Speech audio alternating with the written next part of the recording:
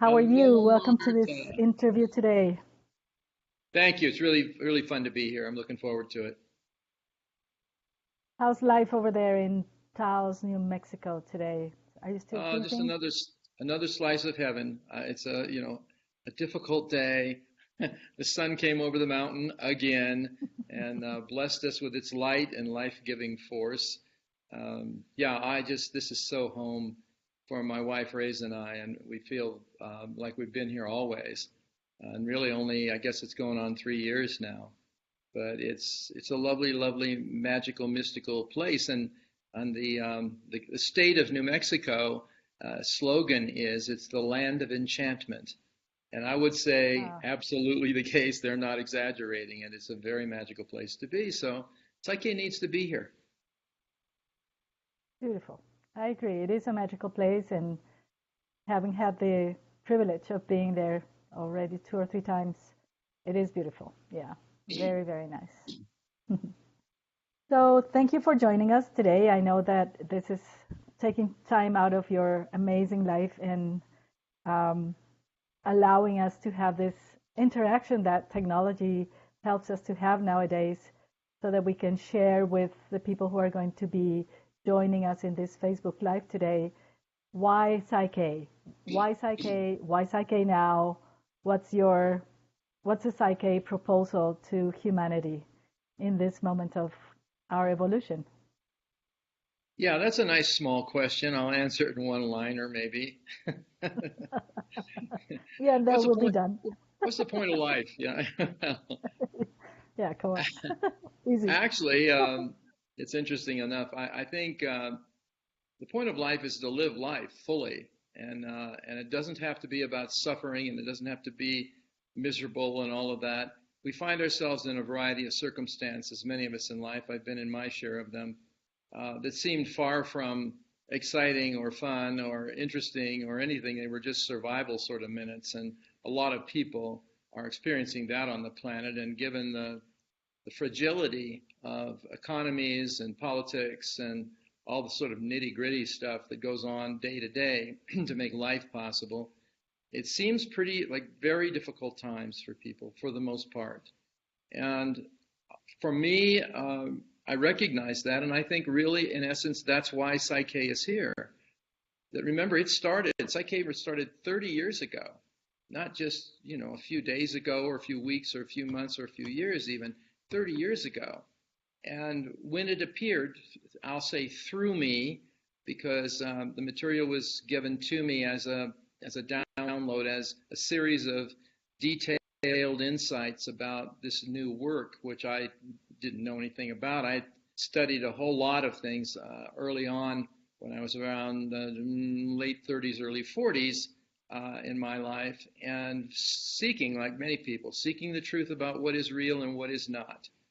And who are we and why are we here and what is this all about? It's kind of the question you just asked, which is the one that I think if you live long enough, anyway, you eventually begin to ask yourself those kinds of questions.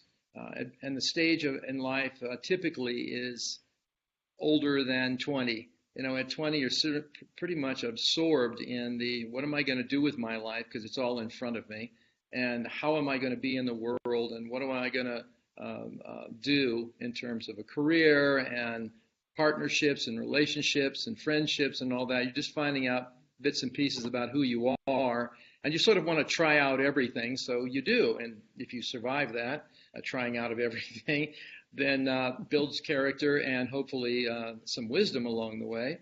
And you make smarter and smarter choices about life. So as you find out who you are more, and in the context of this thing called life, then things begin a little bit to make sense, and you start to see what you value. And it really comes down, in my opinion, Marta, to values. What do we value in our lives? What's important? And in the early stages of life, usually, unless you live an extremely financially privileged life, which I did not, and most people don't, you deal with the money thing. What are you going to do? How are you going to sleep indoors and eat food? And where are you going to get clothing and all of that? So it's the basic needs. Abraham Maslow talked about that idea, Maslow's hierarchy of needs. In the beginning, it's survival needs. You got to figure out how to get to the next day.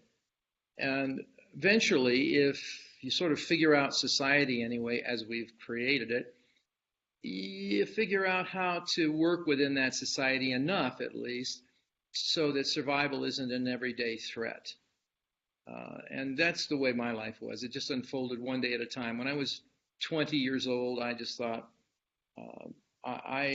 life was so weird to me because I did not understand the, can I say, the rules of engagement for this planet. It felt like I wasn't from here. It felt like I got dropped off by my parents one day to visit, and then they never came back, and I didn't have an instruction book on how to be in this world with how things were, how people treated each other, how governments acted. I couldn't understand why people would hurt each other for any reason. I couldn't understand meanness. Where was the kindness? I could not understand what my role was and why I was here. And that was the mystery. I think many, many young people are in that space in one way or another now in a society that I think is enormously more complicated, convoluted than the one I grew up in. Because in my life, say I was in high school in the 1960s, that gives away some age, and in the early 60s, and I thought it was a weird thing anyway, and so I never really related to school very well. I never related to being in the society. I didn't relate to kids my own age because my head was asking questions that most people don't ask until a lot later in life. So all of that is to say, I do understand, even though I'm quite a bit older than the young people that may or may not be hearing this video, that there's confusion in the early days. That's the way it is. And if you can navigate your way through the confusion and make sense of life a little bit as you go along, and get a little bit older so that you have some experience, you can look back at it and say, oh, I've tried that and tried that and tried that, and I'm still not feeling okay about being here. That's about the time when Psych-K kicks in, when you start thinking, well, wait a minute, who's really making my life like this? And you start to realize, hey, it's me. The only person I see in my way is me, and I keep getting in my way. What is that about? And that's really where most people enter into getting interested in Psych-K, is they've had enough life experience and they're frustrated and they've done their affirmations or their positive thinking, their willpower, and all of that. And it works a little bit and it has temporary fixes, and you get, okay, well, I feel better now and things are going along okay, and then boom, you run into another very unexpected challenge in your life, and you have to deal with that. So after a while, it gets tiring, especially if you have to do it through a lot of pain and suffering. So Psych-K gives you an option. It's evolution, I believe, is absolutely mandatory, but I think pain is optional. I think that pain is still one of the greatest teachers on the planet. When you're uncomfortable enough, oftentimes you'll give up trying to solve the problem and think outside of yourself. In other words, something bigger than yourself is at play here. There are rules of engagement. There are the way life works, and then there's the way we as humans try to live it. And oftentimes there's a huge discrepancy between between those two things. Nature works one way, people think another way. And it's that discrepancy between those two worlds that creates most of our pain, most of our suffering, and most of our craziness. So Psych-K gives you a chance, after you get a bunch of programs, essentially, ideas, perceptions, values, beliefs, drilled into you as a kid.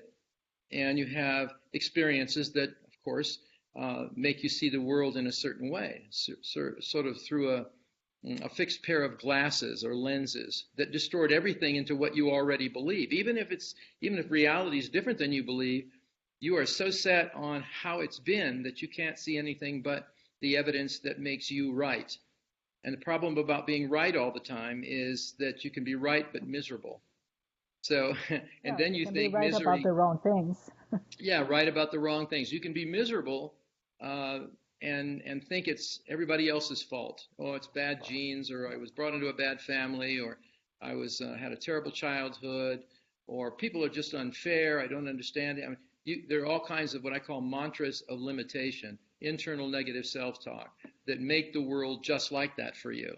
But what you're doing, and most people don't understand, is they're telling their subconscious mind, that life is like that. And your subconscious mind, like a genie, rub the lamp and you get your wishes. If your wishes are tragic or difficult or painful, you'll get those too. It doesn't differentiate and say, oh no, you really don't want that. It's going to be a very painful relationship if you're with that person, or you won't like this job because it's a terrible job and blah, blah, blah.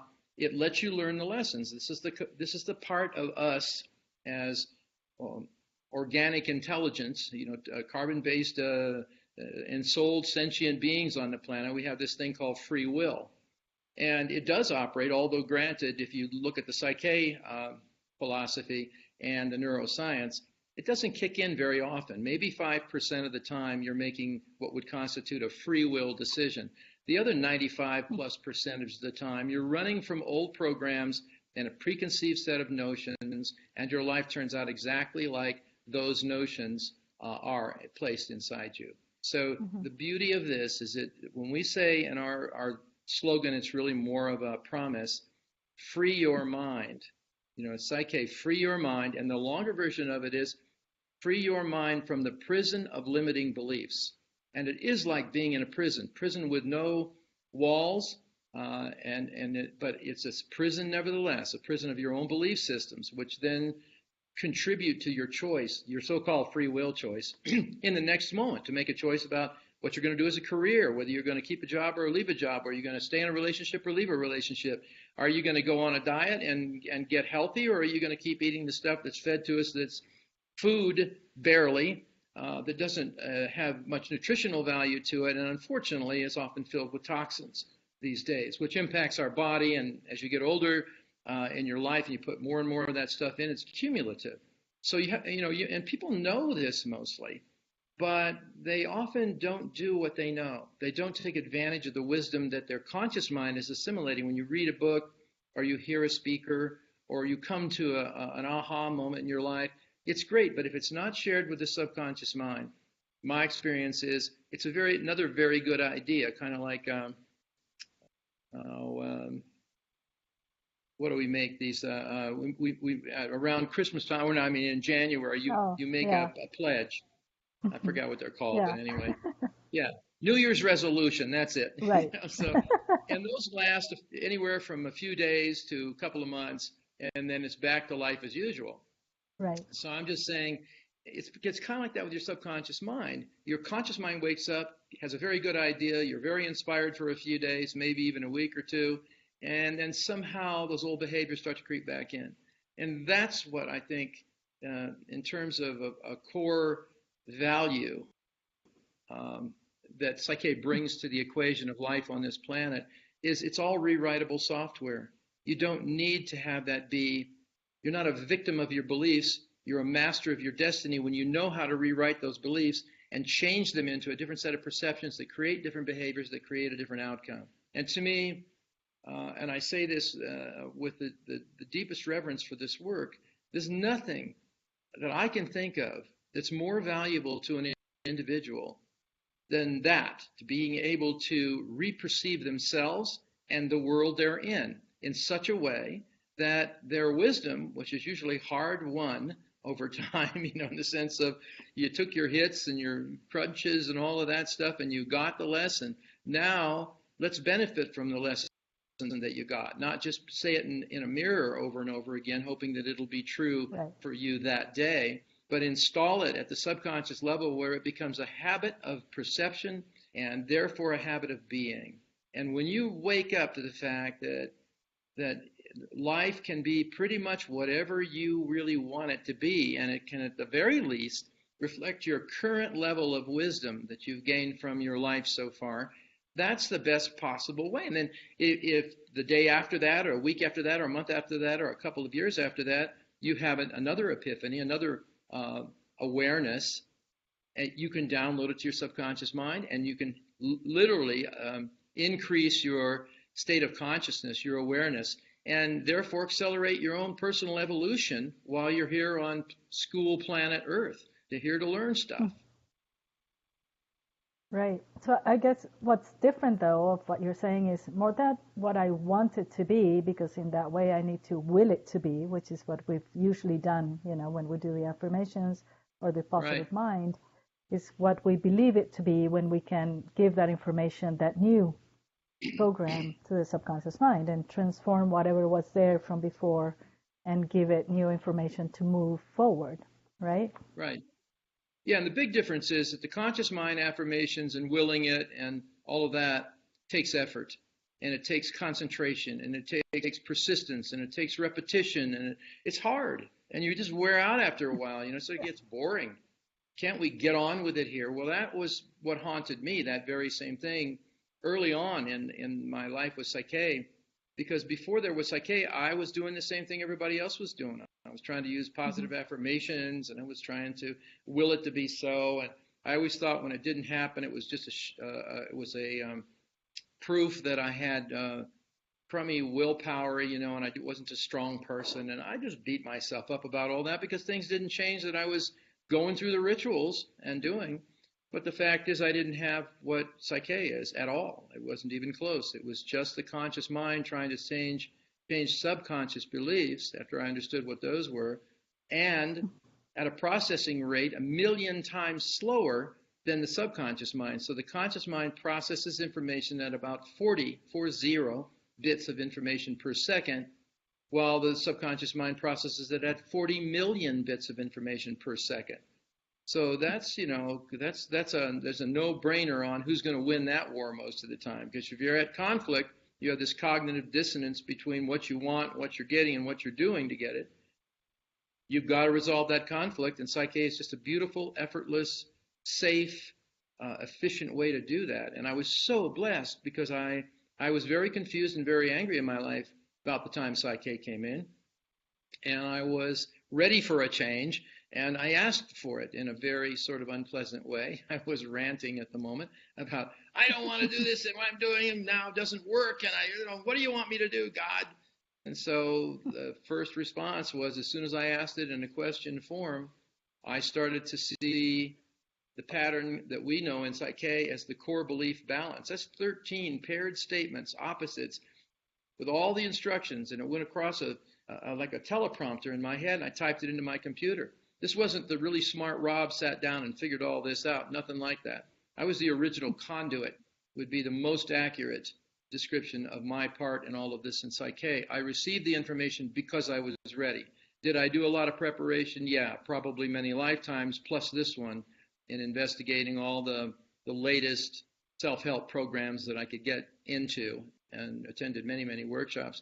But in that moment of letting go of the fact that I was not going to do this on my own, essentially, my reference point became greater than myself. And I would call that now my GPS, like in your car where you type in or you tell the machine, I want to go to so-and-so, and then it pulls up all the directions, and then if you follow the directions, generally speaking, you get there. Sometimes the little lady that's in there makes me crazy, and she sends me on wild goose chases, but that's life too. That's what happens sometimes when you listen to other people too much instead of your own inner guidance. But GPS is what it's called in a car, and I have a different definition of that. GPS in my world stands for Greater Personal Self, GPS. So it's my spiritual guidance system, the greater version of myself, that I go to for advice, understanding, perspective. And the thing about that is it doesn't give me all my answers all the time. It doesn't just, I say, well, okay, what am I supposed to do here? This or that, kind of a black and white choice, either or. And it very frequently will not say, oh, well, you do this. And I lose my sense of self-efficacy, my sense of creating my own reality, and I just default to my higher self all the time. And if you do that too early in your own transformation, my experience is your higher self will stop answering questions. It will make you do what you're supposed to do. Use your conscious mind and your discernment and your intellect, your wisdom to make the next choice. So I think that's really, really an important lesson. And it was for me because I deferred as soon as I thought I could get absolute pure advice that was right on every question. I started asking every question. And a lot of people, I think, make that mistake. But that's not what's happening here, and it's not what you're supposed to do, or any of us. It's supposed to be that you get to a place where I would say that magic moment comes if you hang in there on this path of inquiry, about who you are, why you're here, and what you're here to give, what you're here to contribute, that there is a moment when your, I'll call it your personality self, some people would call it the ego, uh, chooses to align with one's higher self. So it's not kind of trying to destroy the ego. Some disciplines and some religions are all about, oh, ego's the bad guy, you have to get it out of there, and it'll try to sabotage your life. I don't see it that way at all. I see it as a younger version of my higher self. And it's got its own limitations. And when it finally finds out that the parent actually knows a lot, imagine that. The parent-child relationship is very much like that. When the kid gets old enough, whoever, all of a sudden it seems like your IQ as the parent goes up enormously. You weren't so, oh, you just don't understand me. And sure I do. I've been your age. I was there. I did my time. You haven't been my age yet. So, it's perspective. That's called wisdom, if you're paying any attention at all to your life. So there is that time, and it happened for me, when I did a Psyche balance to align my personality self, my ego, with my superconscious mind, with my greater personal self. So my ego became the servant of my higher self. It carried things out in three-dimensional reality. So that's the part we have that is the connecting piece to our higher selves. And once it's aligned, instead of working in opposition every day to your higher self, it works in consort. It works in collaboration with your higher self to create a life that makes sense from the higher point of view. And then its job is really a grown-up. And your whole thing is kind of like parenting. It's to help your younger self, your ego, grow into a fully functioning adult consciousness that knows that it can create its own reality, and more importantly than knowing how, it knows what to create. One of my favorite sayings is that about Psyche is, it's easy to change beliefs with Psyche. It's not so easy to know what's worth wanting. You can get what you want, but wisdom is about knowing what's worth wanting and not ending up with getting a whole bunch of stuff you don't want that society's programmed into you to want, which makes your life miserable because there's no end to the stuff you can be seduced into wanting in this society. There was if I can remember this correctly, I watched a TED Talk one time, and the guy was a British economist and quite a prestigious one who was counsel to the crown there and all that. And he stood up and he said at the end of this thing, I thought he just summed it up really well. He said, we are a people who are convinced to spend money we don't have, to buy things we don't need, to make temporary impressions on people we don't care about. And I thought that sort of sums up so-called modern civilization. We chase this infinite sort of got to keep going, got to keep buying, got to keep accumulating. It's all about materialism and nothing else is valued. And I think Psyche gives you an opportunity to sort of have the best of both worlds. You keep materialism in perspective. You get what you need, but not more than you need. In other words, some people need quite a bit of stuff in their lives to do what they came here to do, to give their gifts, at least enough to do that. That's all I've ever cared about. So I didn't have to think about making decisions all the time about money.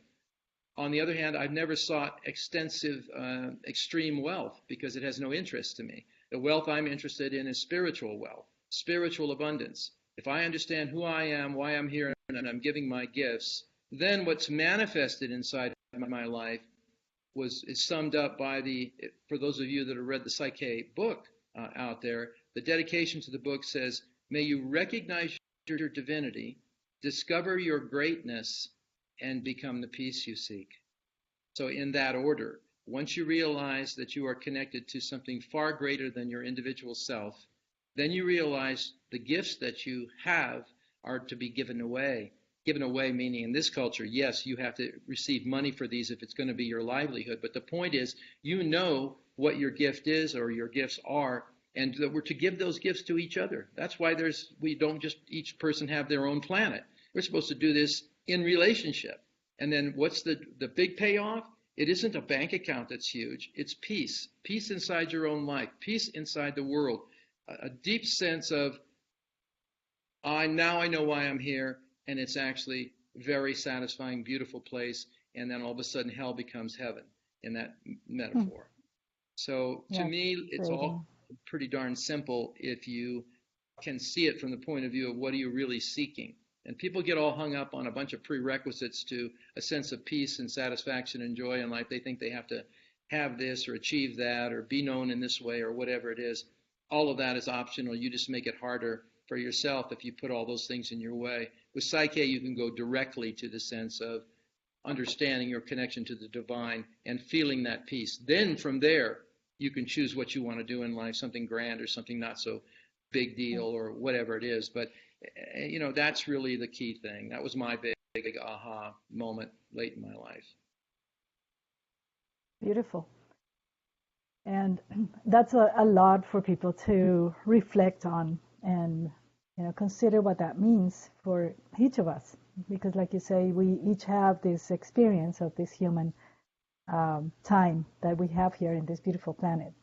How do we tie all this with the invitation that we have for people today to your amazing event in Taos, New Mexico in August with Bruce Lipton? How's that related to everything that we've been saying?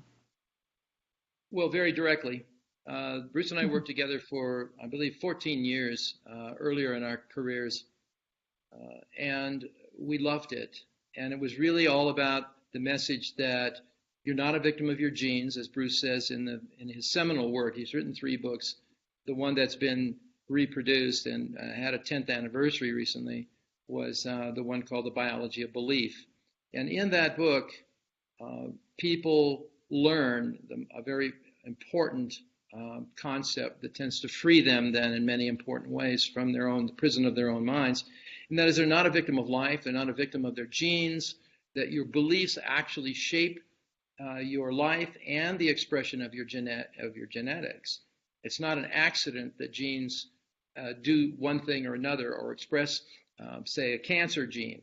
Well, a cancer gene doesn't hurt anybody unless it expresses in the system. And his thing was, after teaching at University of Wisconsin Medical School, he had a tenured position there when he was a young man, and he walked away from it because his conscience wouldn't let him stay and teach what mainstream genetics was teaching people. He knew it was wrong. He had a bit of a mystical experience. In the body, the cells talked to him in a way, informed him about the truth. Not everybody knows this about Bruce, but that's almost every person that steps outside the mainstream usually had some kind of epiphany that was so real, so convincing, so true to them that they knew then that they had to attach to that. This was their gift, and Bruce has been giving that gift for over 30 years. So he and I loved working together because it gave people kind of a full experience. He got the left brain biology and science that backed up the fact that the mind was actually creating our reality. So when we worked together, in those days, you were getting 2 days of Bruce, and for some people that was just a whole day more than they could hack because they were trying to process. And Bruce talks so fast that 2 days is like 4 days of science being downloaded in your head nonstop. You get breaks for lunch and restrooms, and that's it. It's just there by the time the third day came, and I was to teach the Psych-K course, which back then I taught in 2 days. They were so overwhelmed. They just wanted some relief from that. They just said, "Can we do this now? Can we do this now?" They were so excited because they got the science. And of course, some people adopted it the first day, the first half of the first day. Others had to wait another day and a half before they could get to the Psych-K part and then start utilizing it to change their lives. But he loved it because he used to get to the place where at the end of his presentations, before we knew each other, he would get to the end and say, "Well, see, now you're not a victim of your genes. Your beliefs control your genes." And then he would stop. That was the end of his presentation. And of course, people would raise their hands and say, "But Dr. Lipton, how do you change the beliefs?" Because he got them, to the place where they realized, okay, beliefs are it. And you got me, but now what? And he would say, "I don't know. I'm a biologist. I have to go." And he would feel the energy in the room just drop. "Oh no, now we know, but there's nothing we can do about it." And so we used to laugh about that when we started working together. And he was so glad to work with me because there is a next step. Oh, and Rob will tell you how to change the beliefs. I'm a biologist, I don't know, but he knows that part. And I was so grateful to work with Bruce because he knew the science and I didn't have to know it. You know, I'd read just enough to get an overview, but I wasn't a biologist and I wasn't teaching that at that level. We're both teaching about consciousness. His is at the microcosm and ours is at the macrocosm. But that's what drove our presence and our beautiful experience all over the world for about 14 years. And a few years ago, I just kept thinking, well, you know, I miss teaching because as the originator of the work, I don't usually go out and teach because I have all these instructors like yourself and I want to support them. And if I get out there teaching, you know, trying to teach all the time and stuff, I would just be in competition with you for one thing, and I think that's just plain wrong. It violates a key principle of nature, which is collaboration, and I want to collaborate with all the instructors and support them. So I figured I would teach once a year, and I would do it with my friend Bruce, because that is it's a special moment for us, he and I, and also for the people in the room, because when we get to teach together in that fashion, there's a synergy that happens that is like no other synergy I've experienced in my lifetime teaching with anybody. So we wanted to do it. And last year we decided we would do it here in Taos. And it was a remarkable experience. It was more than I imagined. And all the wonderful instructors like yourself were there to support this event. The people in that class, and there was a room that wouldn't hold more than 80 people for this event. Because they just couldn't. You have to get up and stand up. Everybody's been to a Psych-K class that's listening to this would know you got elbow space. You got to get out. You got to do some muscle testing and all that. So that was our limitation. Well, we filled up and sold out with the 80 people, and then we had about 20 people on a waiting list. We were not able to let them in because we couldn't had a place for them. So we thought, well, this is an indication from the universe that we should at least offer this once a year. So we're doing it. And it was just launched on the Psyche website about an hour ago. It's so exciting for the second one. And yeah, it's just, I get like a little kid inside me. And Bruce feels the same way. We just, you know, we're not 20 anymore. We're not 40 anymore. We're not 50 or 60 anymore.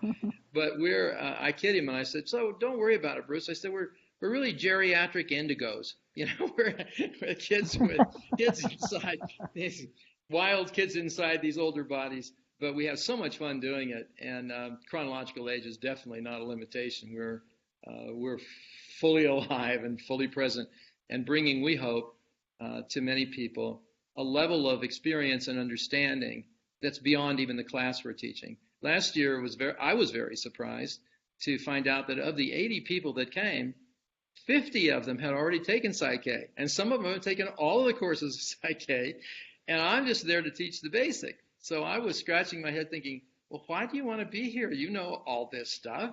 And yet they had so much fun, and we were able to capture some of their enthusiasm and some of what it was like to be there on videos. So that video was created, in fact, by your son, who's a wonderful videographer. And he was to put it together in about 6.5 minutes worth of synopsis of what it was like to be in the class. And if you go to Psych-K.com today, because we just launched it, there's a link there, and you can see that video of what it was like for some of the people to be there, the enthusiasm, the authenticity, the genuineness, the love. It was just a love fest. That's how I described it. And you learn Psych-K. And you learn, for the people that came back and had taken a second time or a third time or whatever, there's always a new level of nuance and understanding in their understanding and internalization of this. And of course, we really emphasize the principles of nature. The title and theme of this event, it's a 4-day event, is aligning your life with the wisdom of nature. And we both, Bruce and I, both resonated very strongly to that title. I presented it to him, and of course he liked it because in the very beginning when we worked together, his whole thing was basically nature-based. He said, if we've walked away from the wisdom that nature carries, and therefore we've made all these mistakes to try to do nature better than nature does it, and we've made some very, very bad mistakes, and we turned the earth into a commodity that we try to sell to each other. Everything from products that come out of the earth to space on the earth to the air we breathe to the water we drink. All the natural resources are being commoditized and captured by money, essentially. And there's, in my humble opinion, there's no, it's a completely bad idea to have common resources controlled by a few people. That's extremely dangerous politically, morally, ethically, and from a system-wide humanitarian point of view. So no one owns that. The Native American cultures and indigenous cultures are very aware of that. You cannot own nature. So we, of course, have created an artificial world in for us, an artificial way of life in a natural world, and there's a dissonance between those two ideas. And Earth is having its own issues with us humans, and that's up right now. And for right now, we're going through a major change in attitude and perspective, and some reality checks that we've been ignoring for a very long time in the first, in the primary industrialized world anyway, that we cannot continue to do what we're doing the way we're doing it.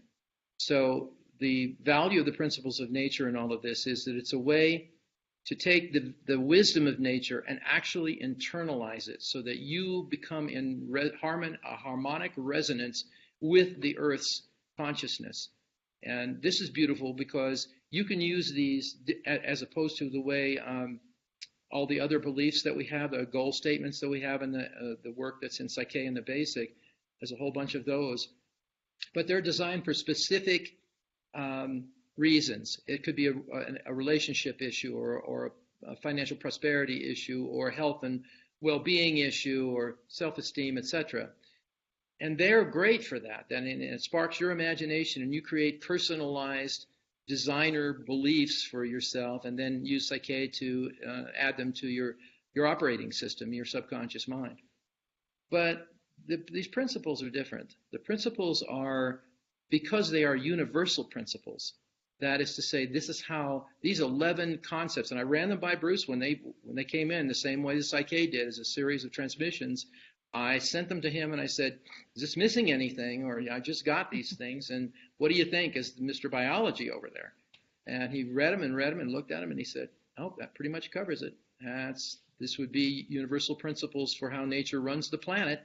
You want to talk about processing capacity, and multitasking with all of the millions and millions of creatures on the planet, how it all interacts in one giant ecosystem. It's beyond comprehension. It's way past this just happened by chance. No, it's evidence that this is divinely Absolutely. created, a mind consciousness larger than any of our consciousnesses is responsible for all this. And of course, then we got galaxies worth of this, not just our little planet Earth. So anyway, point being, it's a very spiritual experience rooted in biology. And because Bruce and I are who we are, we've been around for a while, we have a lot to share beyond just the information that we're giving you at this conference. So I'm very much looking forward to this again. I think it's a very positive sign that people are this interested in what really matters now. And I am, for one, I'm looking forward to it because I miss teaching. I miss the thing that all of you instructors get to do, often during the year. And it's just something magical about being in a room with that much love and that much respect and integrity. There's no other place I'd rather be on earth. It's beautiful. And I had the opportunity to talk to some of the people who were there last year later on, because they've come again to our workshops as well. And one of the beautiful things they said was this sense of love that you mentioned, but also the fact that both you and Bruce were so present all the time, which is different to a lot of these kinds of events. So to have you there present, to have the opportunity to talk with you guys, to share with you, to actually see Bruce putting his arm out to do dances and walk the talk.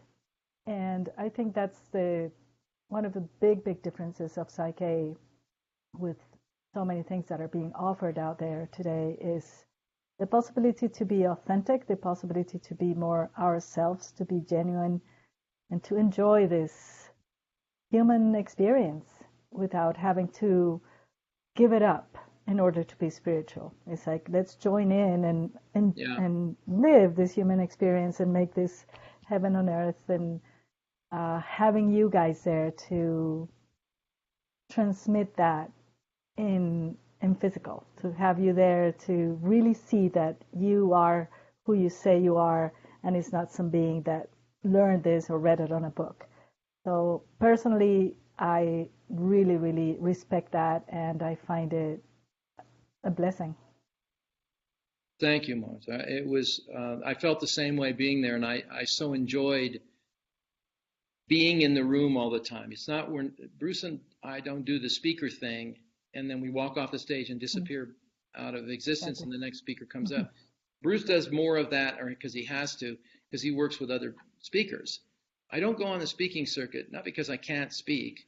I'm doing that right now, but because Psyche is not really about just putting more knowledge in your head. It's about putting the knowledge into your hard drive, into your subconscious mind, and actually becoming the wisdom that you're hearing coming from some of these speakers.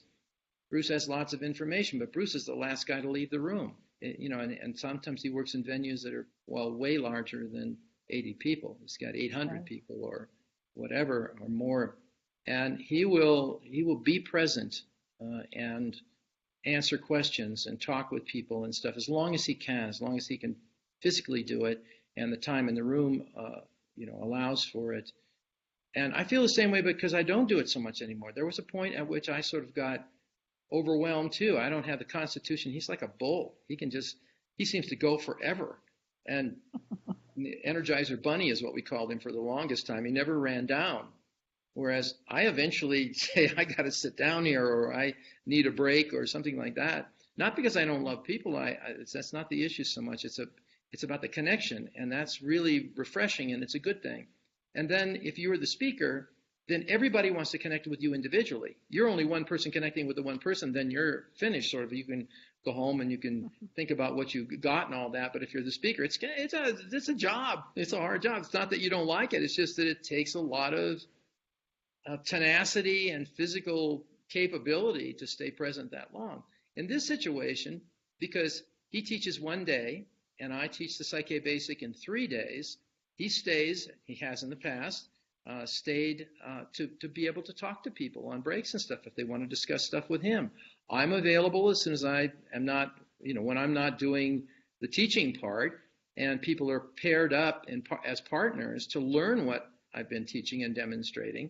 Then I'm in the group as well, answering questions and all of that. I love the presence. I love the connection.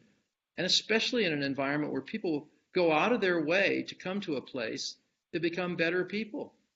Yeah. I mean, if that isn't the essence of Psyche, I don't know what it is. I don't care how you become better or in what way. That's up to you. We don't choose your beliefs. We help you believe what you choose.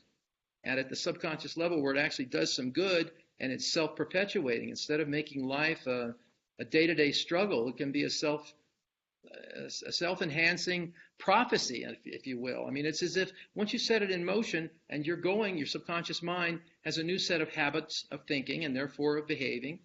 The history of it is just kind of in a file someplace. You could get back to it if you wanted to. You don't forget your history. That would be tragic.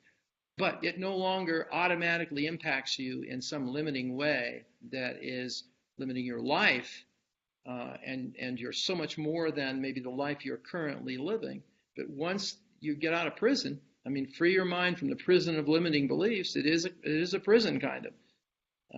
Once you're free and you have a free mind, then the whole universe of possibilities opens up to you. And that's a very magical, very powerful, very life-changing moment. Absolutely. Anything else that you would like to add before we finish today? I think I've communicated everything I can think of. I just wish everybody on their path, whatever it is, Psyche or not, that you wake up enough to find your divinity. So you know that you're a divine being having a human experience. And if you can keep that perspective during kind of school earth time, This is the living school, and we're trying to learn that we're divine beings. In fact, as soon as you can internalize that and know it's true for you, then everything else changes. Everything else changes. Beautiful. Well, thank you, Rob. And I want to thank the people who have joined us from Mexico, from Jamaica, from Colombia, from the US, from Finland, from Panama, from Belgium. So many beautiful people that we already know and some that we don't. Some new facilitators also joined us today. And we hope to see a lot of you in Taos or in another workshop or stay connected spiritually. See you around the universe. This has been fun. Yes, right. So thank you, everybody, and we will see you again soon. Ciao, ciao. Ciao, ciao.